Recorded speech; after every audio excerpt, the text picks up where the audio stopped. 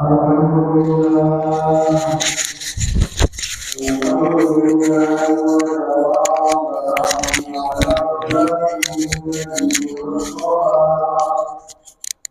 أما بعد فأعوذ بالله من الشيطان الرجيم بسم الله الرحمن الرحيم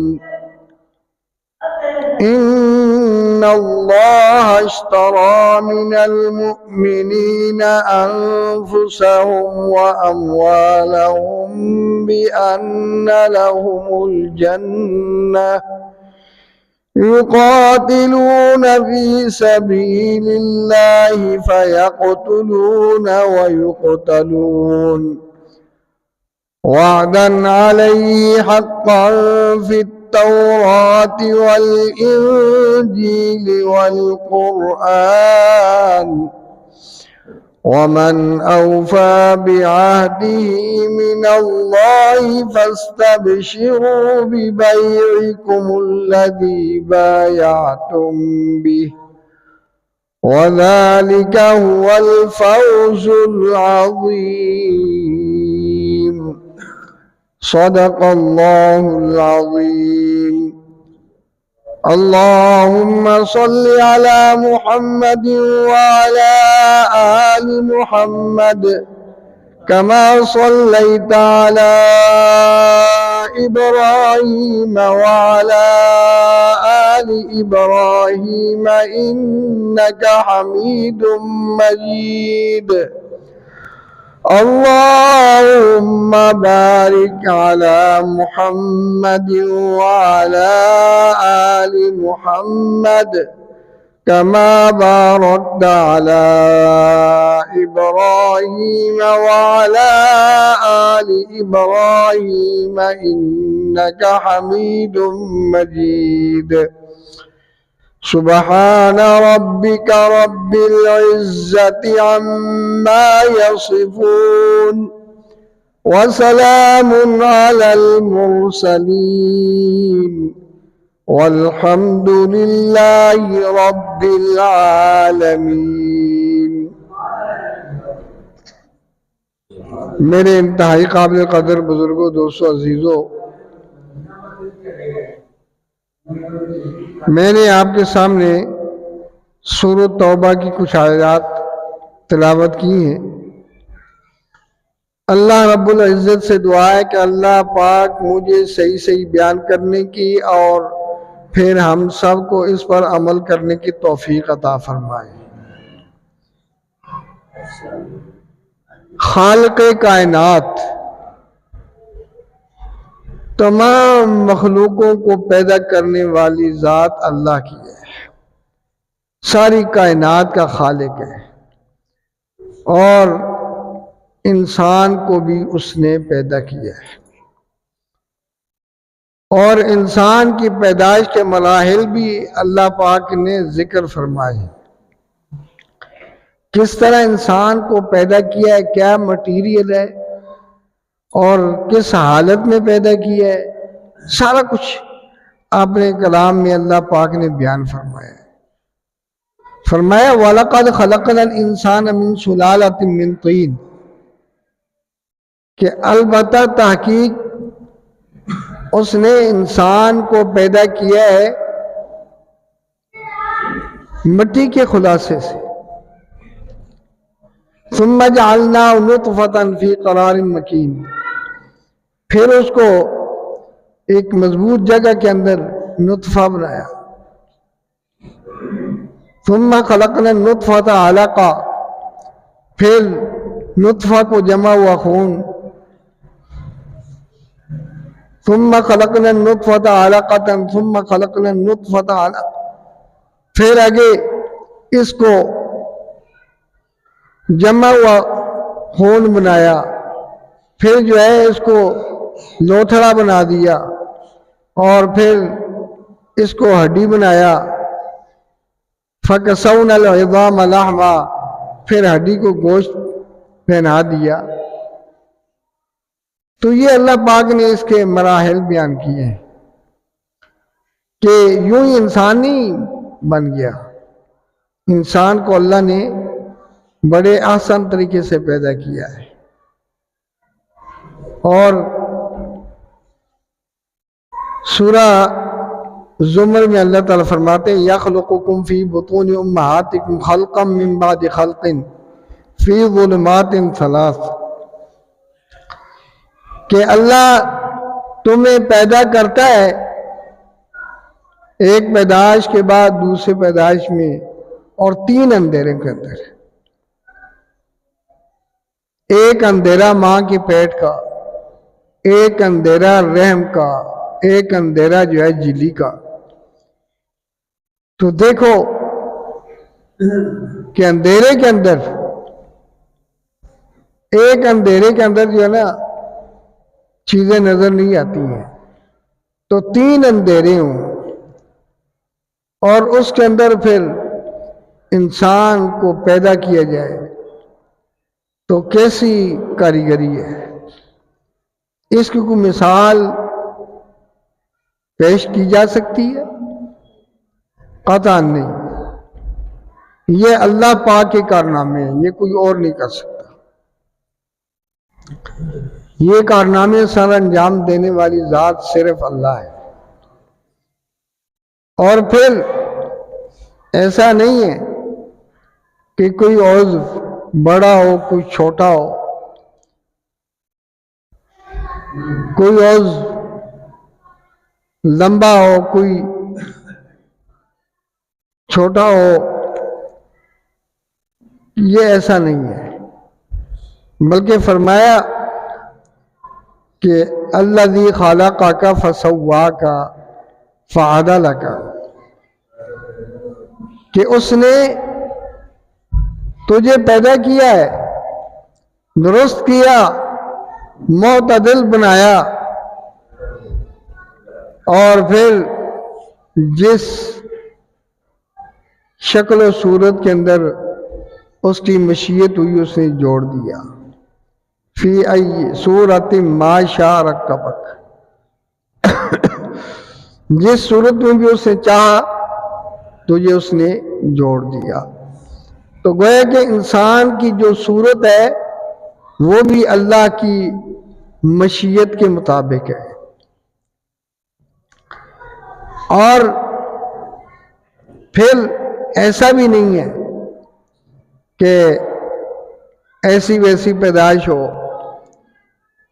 گئی گزری صورت ہو، نہیں، بلکہ سورۃ 3 کے اندر 4 قسمیں کھا کر فرمایا والتین والزیتون وطور سینین وہذا البلد الامین، کہ قسم ہے انجیر کی اور زیتون کی اور اسی طرح طور سینا کی اور مکہ شہر کی، لقد خلقنا الانسان فی احسن تقویم، تحقیق ہم نے انسان کو بہترین پیرائی کے اندر پیدا کیا ہے۔ کوئی انسان رنگ اس کا کیسا بھی ہو، لیکن اس کی جو پیدائش ہے وہ بہترین ہے۔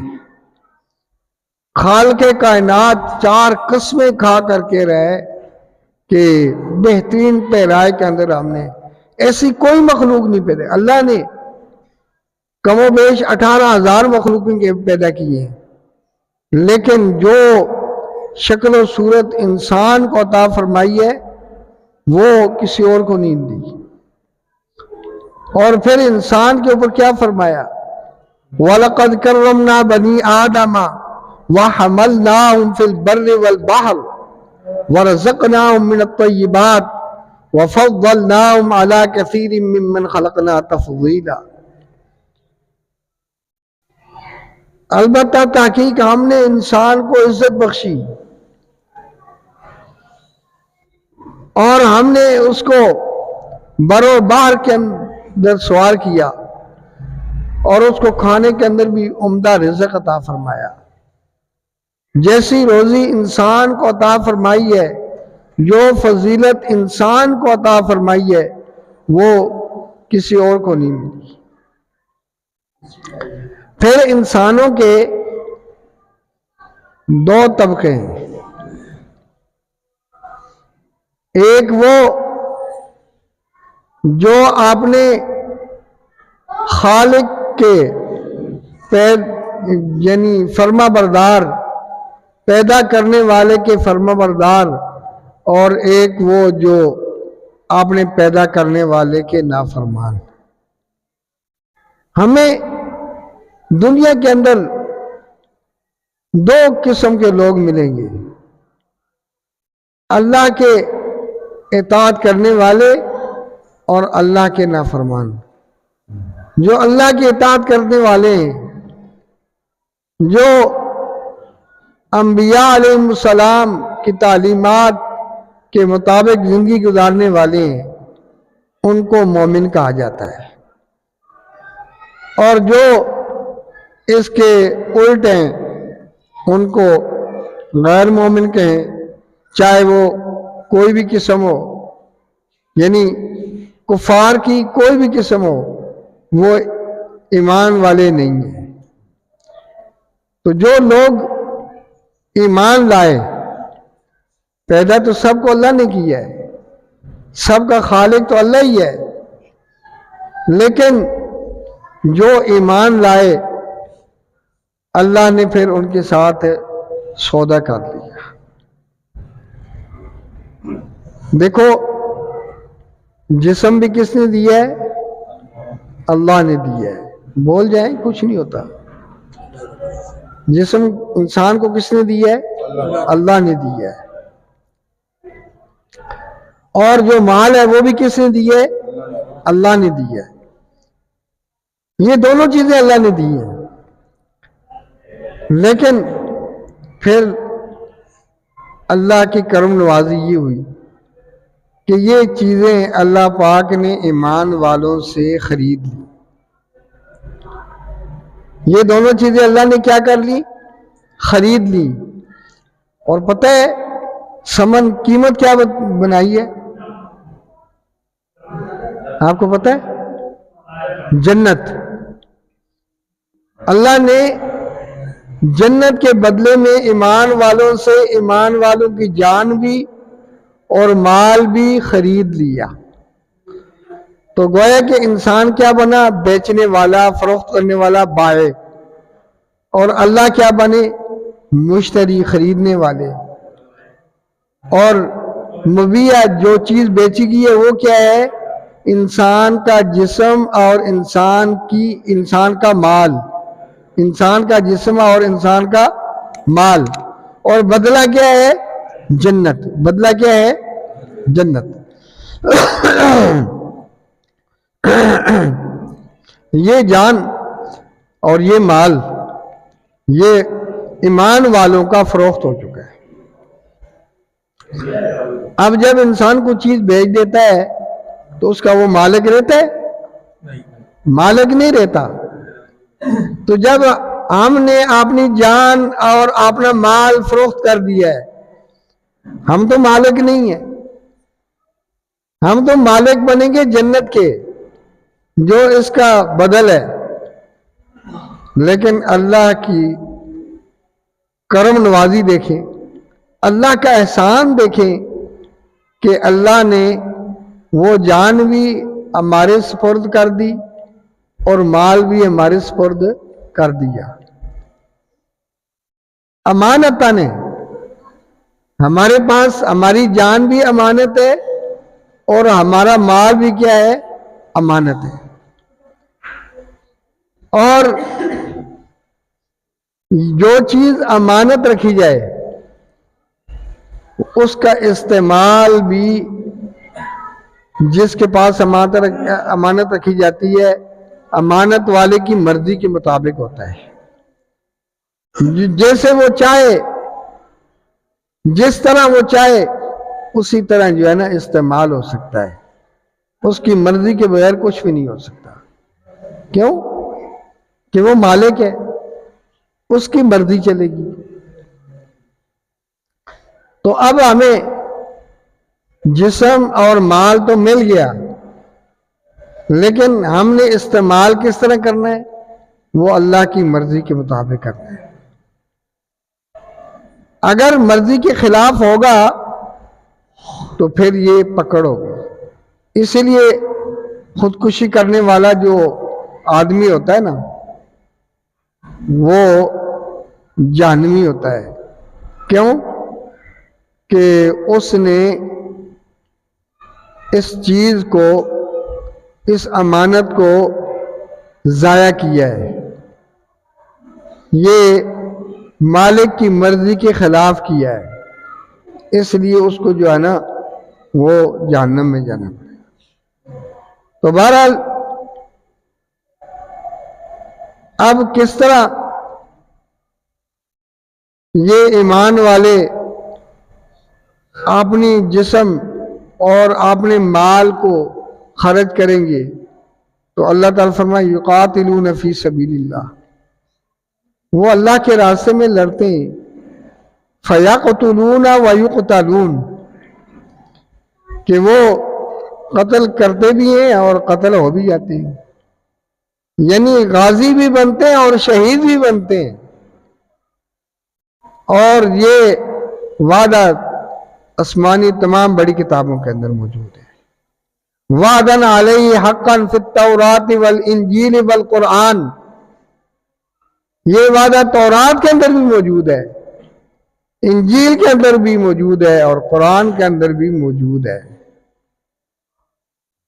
ومن اوفی بعہدہ من اللہ فاستبشروا ببیعکم الذی بایعتم بہ،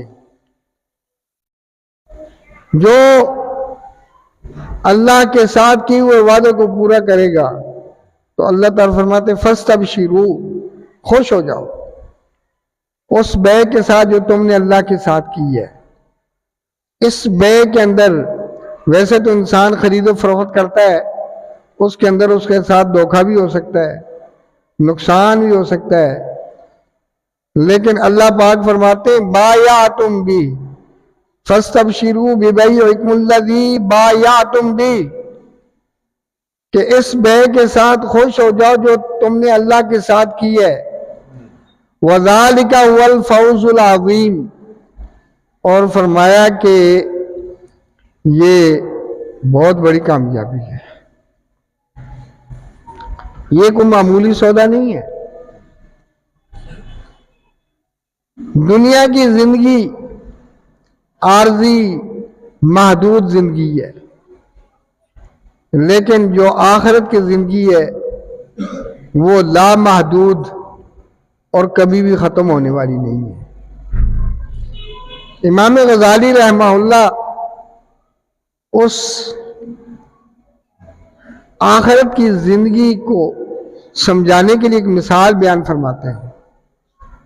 فرمایا کہ یہ آسمان و زمین کا خلا رائی کے دانہ سب سے باریک ہوتا ہے، اس سے بھر دیے جائے اور پھر اللہ پاک ایک پرندے کو آرڈر دیں کہ اس سے ایک دانہ جو ہے نا وہ 1000 سال کے بعد اٹھا لیا کر،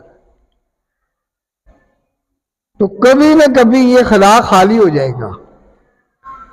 یعنی کروڑوں اربوں سال گزرنے کے بعد بھی وہ خالی ہو جائے گا. لیکن فرمایا کہ یہ آخرت کی زندگی کبھی بھی ختم نہیں ہوگی. تو یہ جو سودا ہوا ہے یہ آخرت کی زندگی کا ہوا ہے، تو اس لیے یہ بڑی کامیابی ہے، یہ عظیم کامیابی فرمائے گئے. تو اب آپ کو میری گفتگو سے اندازہ ہو گیا ہوگا کہ انسان کا جو جسم ہے وہ اس کا اپنا ہے یا ایمان والوں کا بالخصوص جسم اپنا ہے یا کہ اللہ تعالیٰ کا ہے. مال بھی انسان کا اپنا نہیں ہے مومن کا، اور جان جسم بھی اپنا نہیں ہے.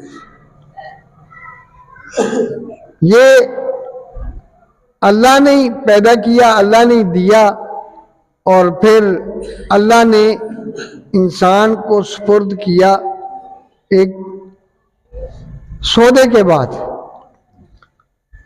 تو اب اس جسم کا استعمال اور اس مال کا استعمال یہ اللہ کی مرضی کے مطابق ہوگا. اللہ کی مرضی کے خلاف قطعاً نہیں ہو سکتا. اگر ہوگا تو پھر وہ انسان جو ہے خیانت کرنے والا کہلائے گا. یہ سودے کے خلاف کرنے والا ہوگا. تو اصل میں رمضان کا مہینہ چل رہا ہے تو میرا ارادہ تو رمضان کے فضائل بیان کرنے کا تھا اور یہ بڑا عظیم مہینہ ہے، لیکن چونکہ کل آنے والی جو تاریخ ہے 8 مارچ، اس کا خاص موضوع ہوتا ہے اور ہماری خواتین کو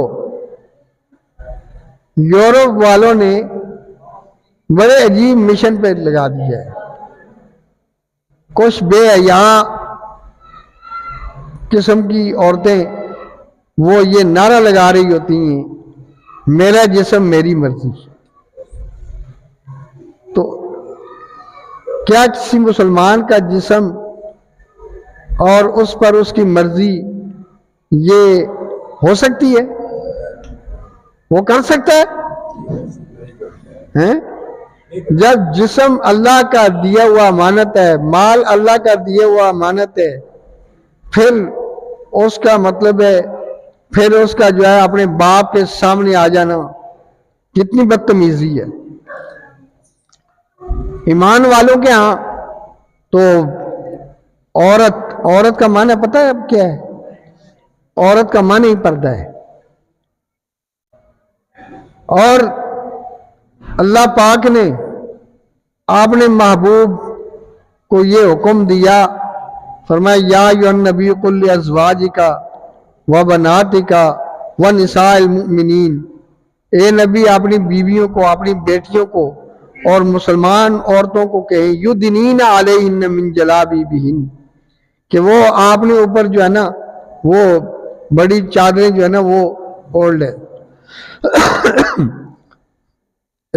اسلام جو ہے وہ عورت کو بڑا مقام دیتا ہے. اسلام نے جو مقام دیا ہے وہ کسی مذہب کے اندر نہیں ملا.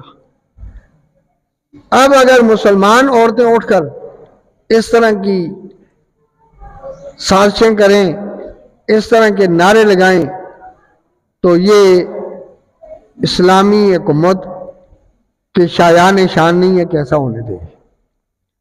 کہ حکومت کا کام کیا ہوتا ہے؟ امروا بالمعروف ونہوا عن المنکر، کہ وہ نیکی کا حکم دے اور برائیوں سے روکے. یہ حکومت وقت فرض بنتا ہے کہ اسلامی ملک کے اندر ایسے خرافات نہ ہونے دیں. کیا آپ اس کی حمایت کرتے ہیں کہ ایسے خرافات نہیں ہونے چاہیے؟